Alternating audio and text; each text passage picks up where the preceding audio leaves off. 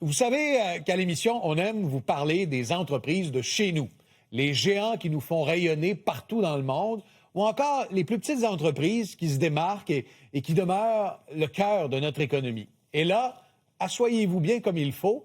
L'entrepreneur que nous allons vous présenter, vous n'êtes pas prêt de l'oublier. Il a créé l'entreprise Bolly, qui fabrique de la cire pour les bâtons de hockey. Au moins 2 joueurs des Canadiens utilisent ces produits et il n'a que 13 ans. On va aller le rencontrer ce soir en direct de son usine de production dans le bas du fleuve, dans le garage de la famille. Olivier Leblanc, fondateur de Bolly, bienvenue à l'émission. Salut. Comment vas-tu?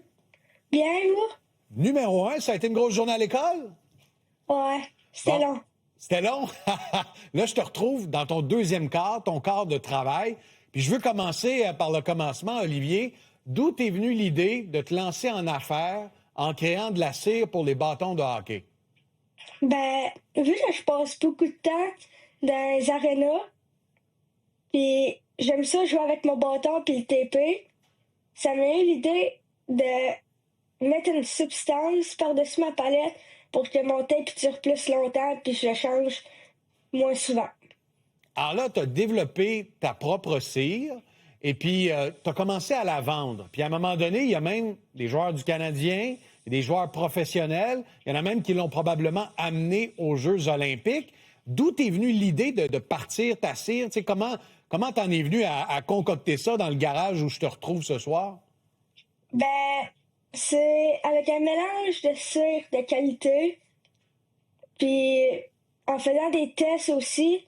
J'ai passé presque 3 à 4 mois à faire des tests avant de trouver une bonne recette. Et là, tu as trouvé la bonne recette.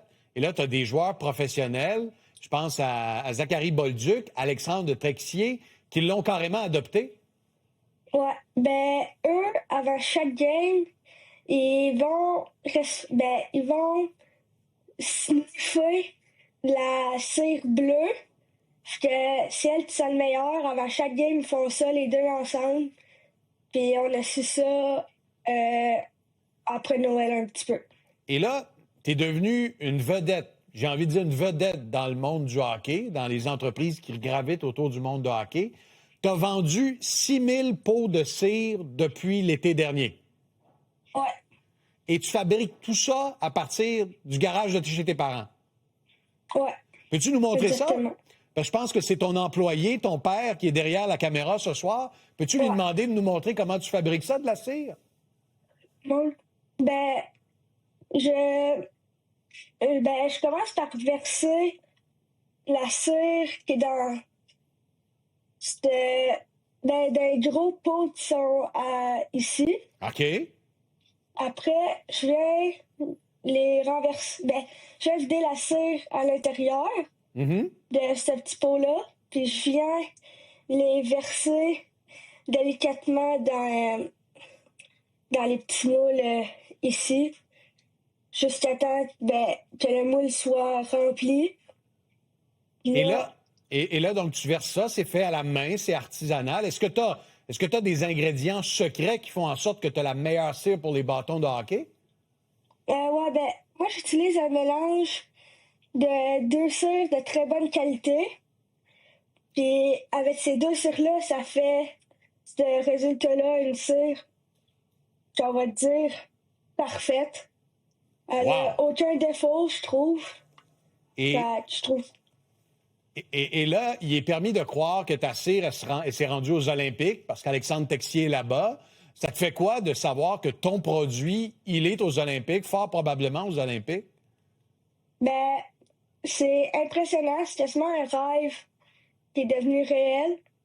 Puis quand on a su ça, que Texier est aux Olympiques avec supposément ma cire, on n'y croyait pas nos yeux.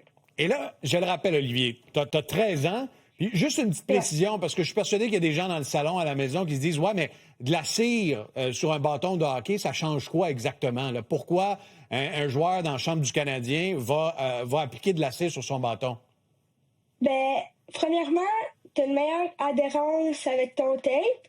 OK. Toute l'eau et la neige, il n'y a plus rien qui arrive sur ta palette. Fait que c'est mieux pour le contrôle. Puis sinon, je fais de la collante aussi, plus pour faire des tricks comme le Michigan. Puis ça, c'est... Ouais. Et ça, la collante, ça fait quoi, ça? Ben, ça fait que avec les tricks plus Michigan, tu peux impressionner du monde. Ah ouais, OK. Bon, je prends ça en note. Écoute, je le rappelle, tu es ado, tu vas à l'école, tu as créé ton entreprise, puis là, c'est devenu vraiment gros. Et finalement, tes parents sont devenus tes employés. Dis-moi, comment c'est travailler avec des parents qui sont tes employés? Puis là, ils nous écoutent pas, là, tu peux être honnête avec moi. Ils sont bons? Ouais, quand même. Ouais? C'est pas les meilleurs, mais ils sont bons. OK, c'est bon. Et c'est quoi leur tâche dans l'entreprise? C'est carrément des gens que tu vas superviser à ton âge et puis qui vont t'aider à amener ça en magasin parce que tu en vends partout. Tu en vends dans des sports experts, dans des arénas. Tu as des dizaines de points de vente, là. Ouais, ben, je vends environ sur 20 points de vente. Puis, par exemple, ma mère, elle s'occupe plus du marketing, ben, tout ce qui est sur Internet. Moi puis mon père, la cire, ben, faire la cire. Mm-hmm. Puis, moi, mon père, puis ma soeur, on colle les collants, puis on met les watts d'un cup. C'est beaucoup, beaucoup de travail. Est-ce que tu sais qu'il y a de grands entrepreneurs? Puis je pense chez nous à Serge Godin de CGI, je pense à Steve Jobs de Apple, Jeff Bezos d'Amazon, des gens qui ont créé d'énormes entreprises et qui ont commencé dans leur garage. Est-ce que tu penses que toi, avec ton entreprise, tu vas peut-être réussir un jour à créer quelque chose d'énorme comme ces entrepreneurs visionnaires-là?